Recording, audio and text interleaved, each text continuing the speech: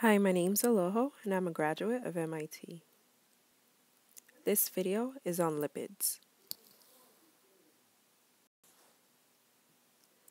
Lipids are the one class of large biological molecules that does not include true polymers, and this is because they're generally not big enough to be considered macromolecules. The compounds called lipids are grouped with each other because they share one important trait. They mix poorly, if at all, with water. The hydrophobic behavior of lipids is based on their molecular structure.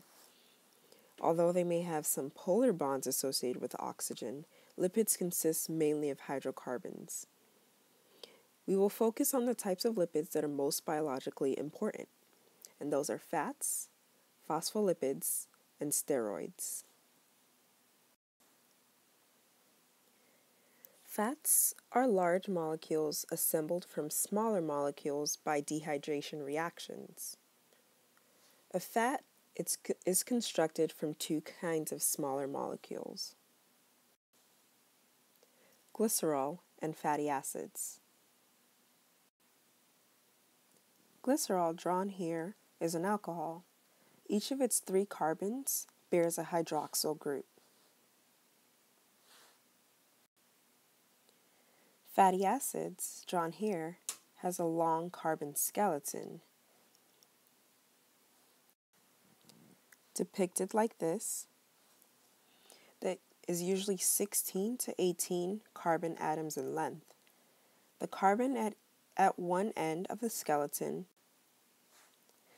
is part of the carboxylic group. The functional group that gives these molecules the name fatty acid. The rest of the skeleton consists of a hydrocarbon chain.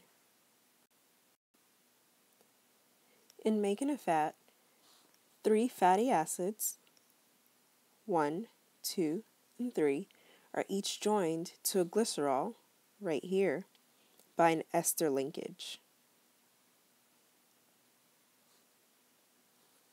A bond formed by a dehydration reaction between a hydroxyl group on the glycerol and a carboxylic group on the fatty acids. The resulting fat,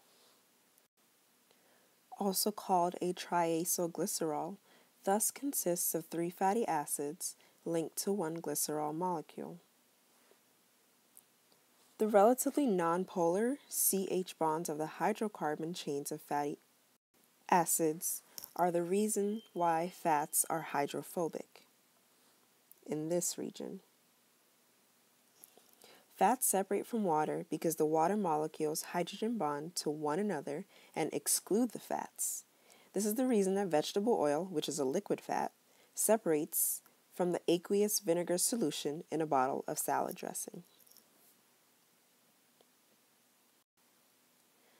The terms saturated fats and unsaturated fats are commonly used in the context of nutrition.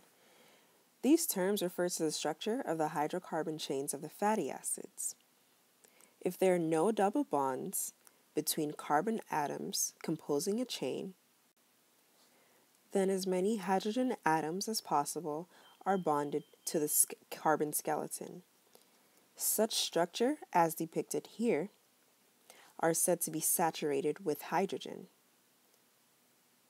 because they have hydrogen all connected to their carbon, and the resulting fatty acid is therefore called a saturated fatty acid. An unsaturated fatty acid, on the other hand, has one, like here, or more double bonds, with one fewer hydrogen atom on each double bonded carbon because it's been taken place. The double bond has taken its place.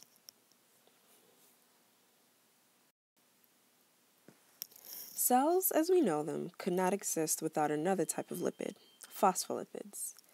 Phospholipids are essential for cells because they are major constituents of cell membranes. Their structure provides a classic example of how a form fits function at the molecular level. The phospholipid is similar to a fat molecule, but has only 2 fatty acids attached to the glycerol, rather than 3. The third hydroxyl group, right here, is joined to a phosphate group, which has a negative electrical charge in the cell. Typically, an additional small charged or polar molecule, like choline, is also linked to the phosphate group.